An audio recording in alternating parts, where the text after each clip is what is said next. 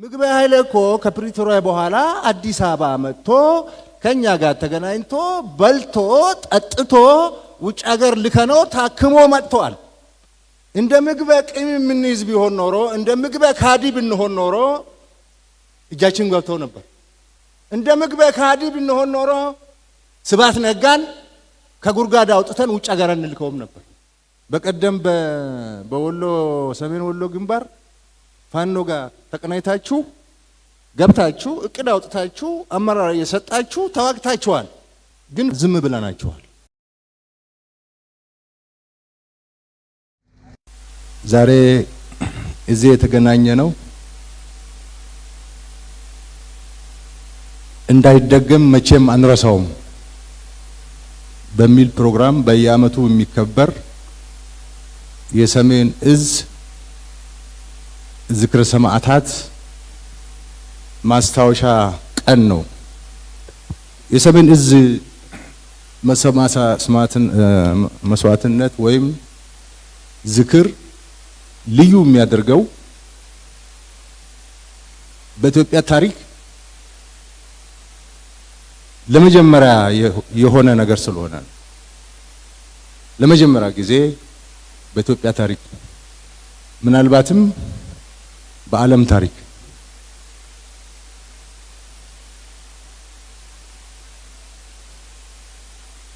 የገዛ ዜጎቹ የገዛ መከላከያ ሰራዊታቸውን አድመው ከበው ቀጥቅጠው ራቁት አስኪደው መኪና ነርተውበት ከጥይት የተረፈውን እያንገላቱ አሰልፈው ማረክን ብለው በጎዳና እየነዱ ሚዲያ እየቀረጹ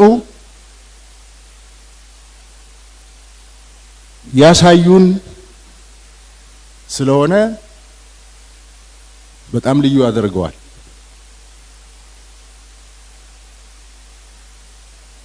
መቼም አንረሳው። ሁልጊዜ የምናስታውሰው የምናከብረው ደግሞ እንዳይደገም ነው። እኔ በግሌ ባለኝ እድሜ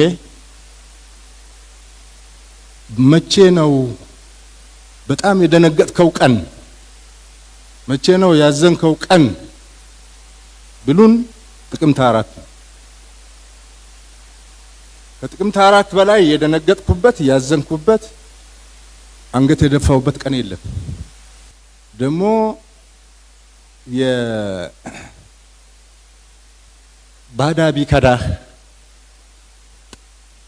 ባዳ ቢከዳህ የማታውቀው ቢከዳህ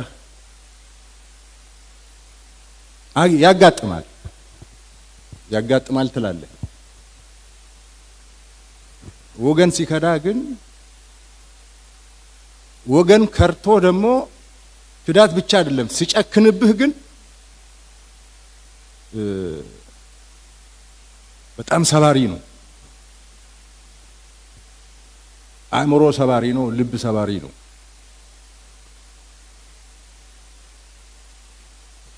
ሰሜን እዝ ትግራይ የገባው ባድመ ላይ ሆኖ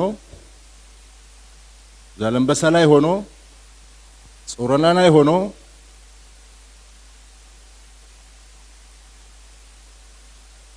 የትግራይ ህዝብ ከሻዕቢያ ለመከላከል ነው።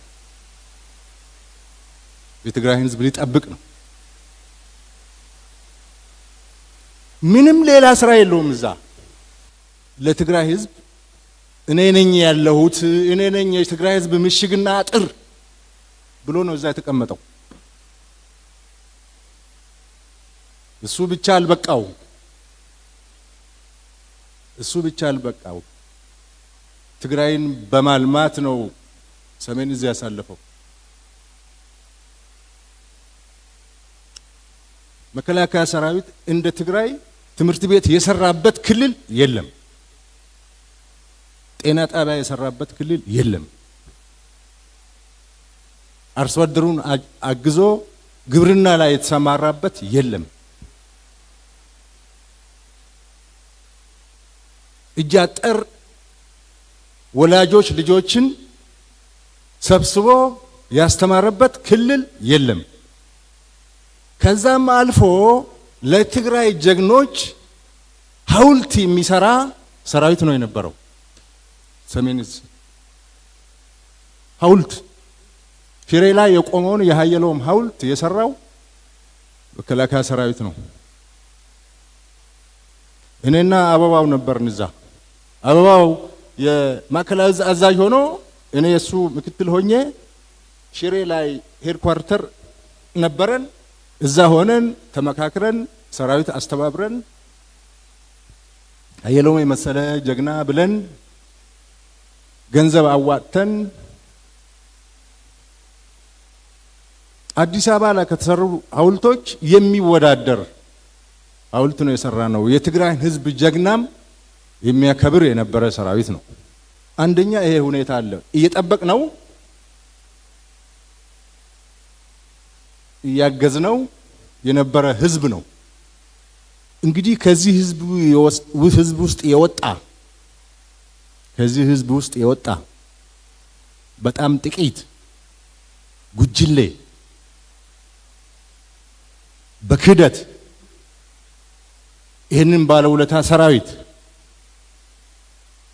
የመታበት ቀን ስለሆነ በጣም ያማል። ስዩም መስፍን እኮ የኢትዮጵያ የውጭ ጉዳይ ሚኒስትር ሆኖ ደረቱን ነፍቶ በአደባባይ በውጭ ሀገር በአፍሪካ መድረክ በዓለም መድረክ ሚናገር የነበረው ያ ሰራዊት ስለነበረ ነው። አስከበረናቸዋል፣ ጠብቀናቸዋል። ሻዕቢያ ወረራ መጥቶ ሻዕቢያን አሸንፈን ከውድቀት ከሽንፈት አድነናቸዋል። እነሱ ናቸው ሲመሩን ሲያስተዳድሩን የነበሩ። የእነሱን ትእዛዝ ተቀበለን ነበረ ስንሰራ የነበረ። ሰሜን ዕዝ የነሱ ግርማ ሞገስ ነው የነበረ። አንድ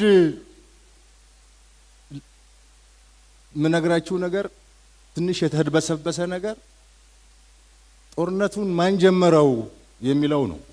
ያን ጊዜ እኮ 2013 እኮ መንግስት አዲስ ነው። በእግሩም አልቆመም፣ ሰራዊቱንም አልገነባም።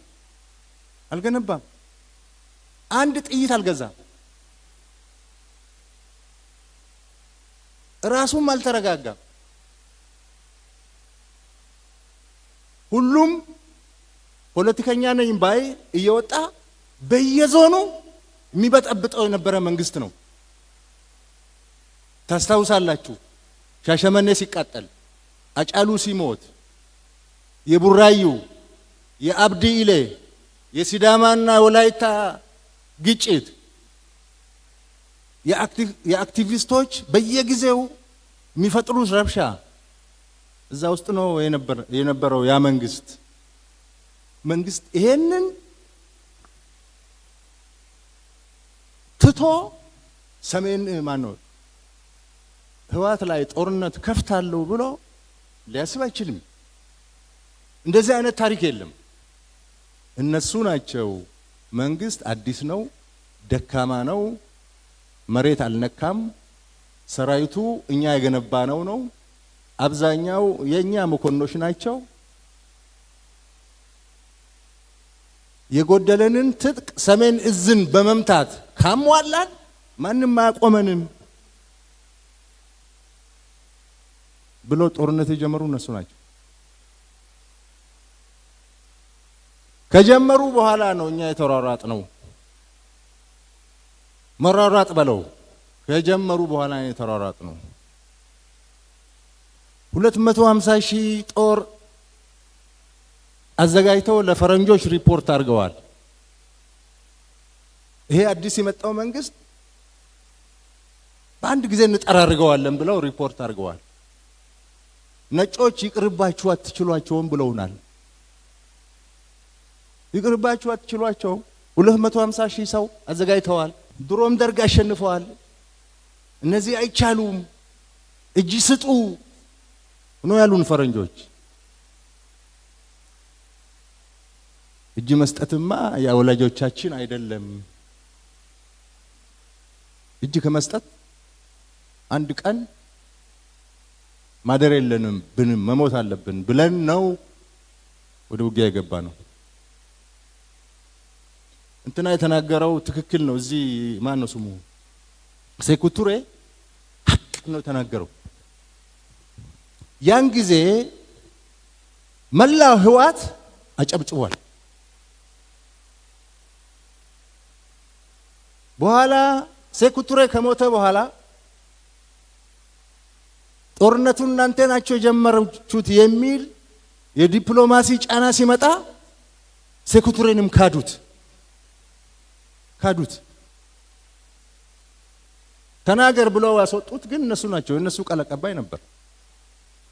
ግብጾች ሻዕቢያን ቀጥረው ሻዕቢያ እሱን ቀጥሮ ኢትዮጵያን ወግቶ ባህር በርና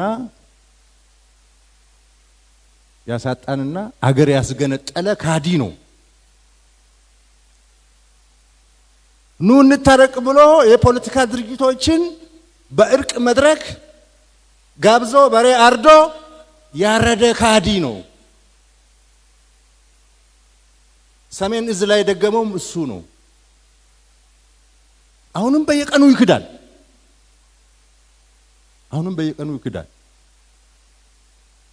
የሆነ ኢትዮጵያ ውስጥ የተፈጠረ የክደት መንፈስ የክደት ኃይል ነው። ይሄ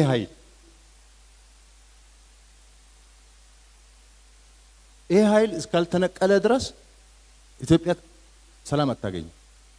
በቀደም ምግበይ ኃይሌ እጅ ብንሰጥ እኮ አይምሩንም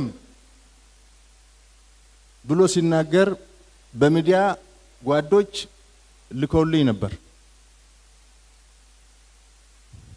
እኛ እንደ ምግበይ አይደለንም፣ አንክድም፣ ቃል አንሰብርም። ምግበይ ኃይሌ እኮ ከፕሪቶሪያ በኋላ አዲስ አበባ መጥቶ ከኛ ጋር ተገናኝቶ በልቶ ጠጥቶ ውጭ ሀገር ልከነው ታክሞ መጥቷል። እንደ ምግበይ ቂም የምንይዝ ቢሆን ኖሮ እንደ ምግበይ ካዲ ብንሆን ኖሮ እጃችን ገብቶ ነበር። እንደ ምግበይ ካዲ ብንሆን ኖሮ ስብሐት ነጋን ከጉርጋዳ አውጥተን ውጭ ሀገር እንልከውም ነበር።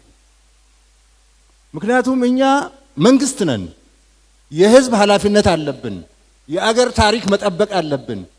ጠባሳ ነገር ለማብረሰብ ቁርሾ የሚተው ነገር መስራት የለብንም። እንታገሳለን። እንደ ሰሜን እዝ ተገርተን እንደ ሰሜን እዝ ተገለን ተክደን የካደንን ሁሉ እንታገሳለን። አገር ነው የምንመራው።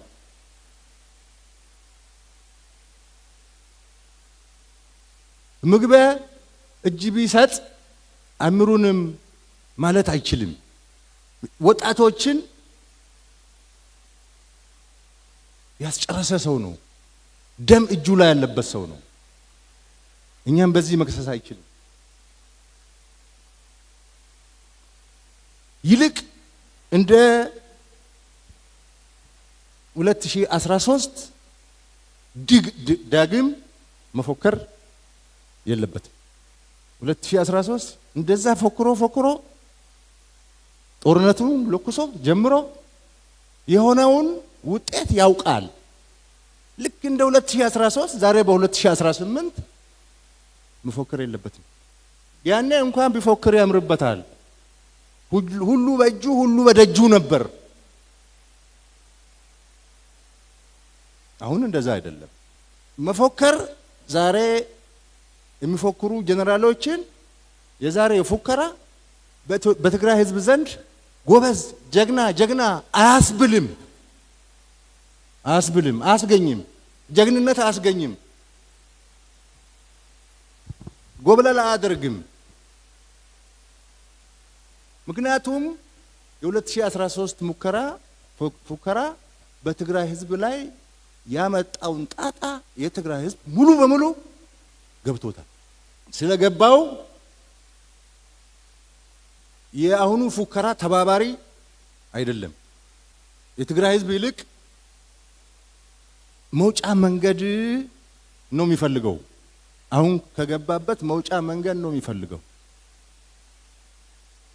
ምግቤ ኃይሌ አዲስ አበባ መጥቶ ይሄ ጦርነት መብቃቱ ፕሪቶሪያ መፈረሙ ደስ ብሎኛል እኮ ለኔ። በቀደም የሚያወራውን አይታችኋል። ምን አይነት ስብና ነው ይሄ? ምን አይነት ስብና ነው? ጦርነቱን በበቃኝ ከጨረስክ በኋላ ባክ ተመልሰ መፎከር ትክክል አይደለም።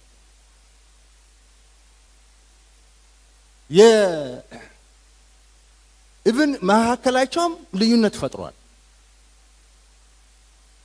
በፊት መስሏቸው ትግራይ ህዝብ ላይ አደጋ የመጣ መስሏቸው ተቀስቅሰው ምን ብለው የተደባለቁ አሁን ተለይተዋል። ህዝቡ አሁን ተለይቷል። ራሱ ተዋጊው አሁን ተለይቷል። አሁን ብቻ የመቅረት ዘመን መጥቷል።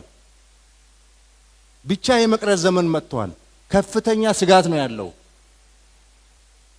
ጄኖሳይድ ፈጸመብኝ ሲል ከነበረው ሻዕቢያ ጋር አሊያንስ ይፈጥራል። ሉክ ይሄ ራሱ ክደት ነው። የራሱ ክደት ነው። ሌላ ክደት መልክ ነው። ሻዕቢያ ወዳጃችን ነው፣ አሊያንሳችን ነው፣ ከኛ ጋር ይቁም፣ አብረን እንሰራለን፣ ኢትዮጵያን እንከዳለን፣ ኢትዮጵያን አብረን እናዳክማለን። አክሱም የህዋት አይደለም። አክሱም ህዋት የሚፎክርበት ታሪክ አይደለም። አክሱም የኢትዮጵያ ህዝብ ታሪክ ነው። እኛ ጦርነት የምንፈልግ ሰዎች ቢሆን ኖሮ ከፕሪቶሪያ በኋላ ህዋት የሰራቸው ትንኮሳዎች እምቢባይነቶች በቂ ናቸው ወደ ጦርነት ለመግባት። ከበቂ በላይ ከሻዕቢያ ጋር ጽምዶ ብሎ ቦርደር ሰብሮ መሄድ እኮ ጸረ ህገ መንግስት ነው።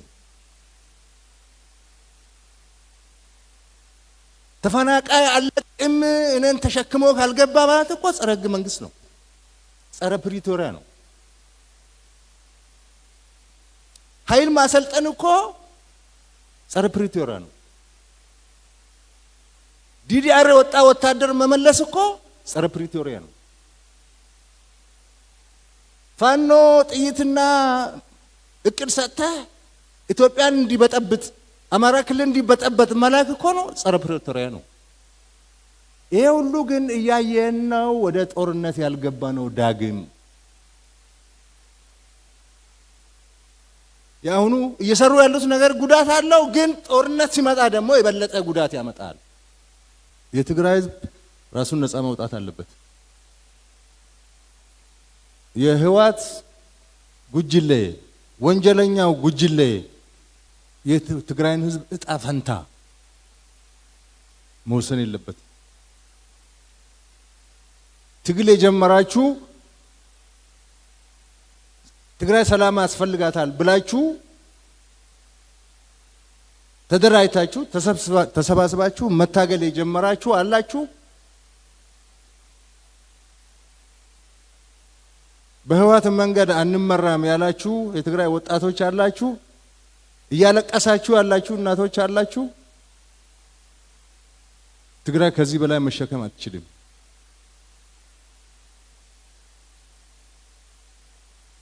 ምንም ብንታገስ ከተጠቃን እንደ ዳግማዊ ሰሜን እዝ ከሆነ መከላከላችን አይቀርም።